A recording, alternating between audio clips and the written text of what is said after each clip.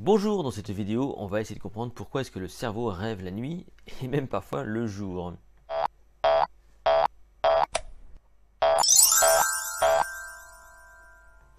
L'être humain, mais pas que l'être humain, certains animaux aussi rêvent. Ils rêvent en dormant, ils rêvent aussi en éveil. Et souvent, lorsqu'on rêve, eh bien, on pense à des trucs un peu farfelus. On peut avoir rêvé, je sais pas moi, d'extraterrestres.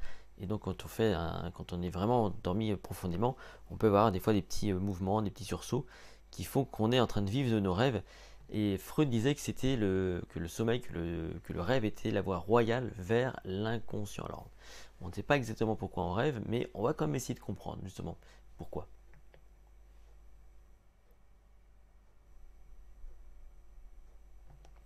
D'abord, il faut s'intéresser au sommeil. Il y a donc différentes phases du sommeil, vous le savez. Il y a d'abord l'endormissement, c'est là qu'on est encore un petit peu en éveil, on entend les choses, un moindre bruit nous réveille. Après, vous avez donc le sommeil lent qui va représenter 50% du sommeil. C'est un sommeil voilà, où on est encore un petit peu en éveil. Si vous voulez, on n'est pas tout à fait, on n'est pas voilà, profondément endormi, parce que juste après, il y a donc le sommeil profond, qui lui est plus court, mais qui est très réparateur. Donc c'est ce sommeil-là qui est très réparateur. Mais jusque-là, hein, donc de la phase d'endormissement jusqu'au sommeil profond, eh bien on ne rêve pas. Non, c'est juste après. C'est juste à la fin de la nuit, c'est pendant le sommeil paradoxal que les rêves vont se former. Donc plutôt à la fin, ça va représenter entre 20 et 25% de votre nuit. Ça se fait à la fin, c'est peut-être pour ça qu'on s'en rappelle plutôt bien en général.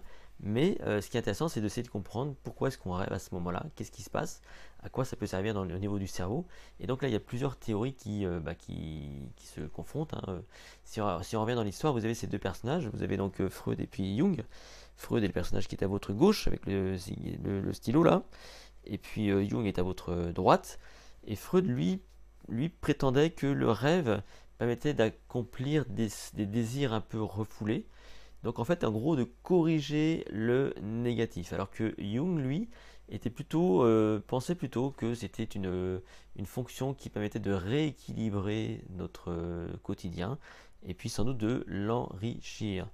Les neuroscientifiques aujourd'hui expliquent un peu différemment les choses. Ils pensent que c'est une fonction qui sert à digérer les différents événements de la journée. Quand on parle de mémoire, on dit souvent que le sommeil est le ciment de la mémoire, le sommeil consolide les informations. Ça pourrait être à ce moment-là, effectivement, que les notions, les informations se structurent, se consolident et peut-être donc s'ancrent pour de bon dans la mémoire. Voilà, donc c'est peut-être à ça que servent donc les rêves.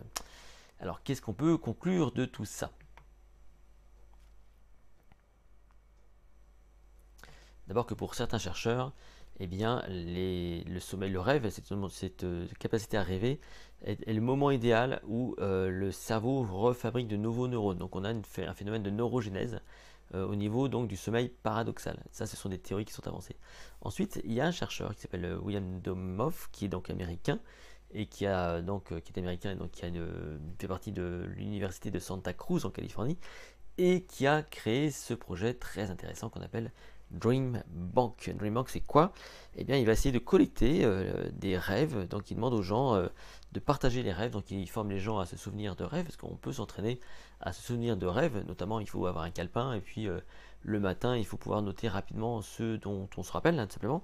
Et donc, à travers le projet Dream Bank, eh bien, qu'est-ce qu'il a fait? Il a collecté plus de 20 000 rêves, notamment ceux d'une dame qui s'appelle Barbara. Il a collecté 4 000 rêves d'une dame qui s'appelle Barbara pendant 30 ans, vous imaginez. Et donc, il a essayé de trouver des points communs entre les rêves en fonction des catégories socio-culturelles, etc.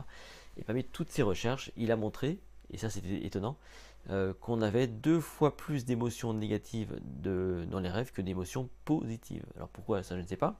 Ça pourrait faire l'office d'un prochain pourquoi. Mais voilà, donc ce sont des projets qui sont en cours et qui visent à analyser et à comprendre donc ce phénomène des rêves qui sont quand même très propres à l'homme et à certains animaux. Si cette vidéo vous a plu, n'hésitez pas à la liker, à la partager. Vous pouvez vous abonner à cette chaîne YouTube évidemment, me retrouver sur mon site https://les-secrets.com et quant à nous, on se retrouve dans une toute prochaine vidéo.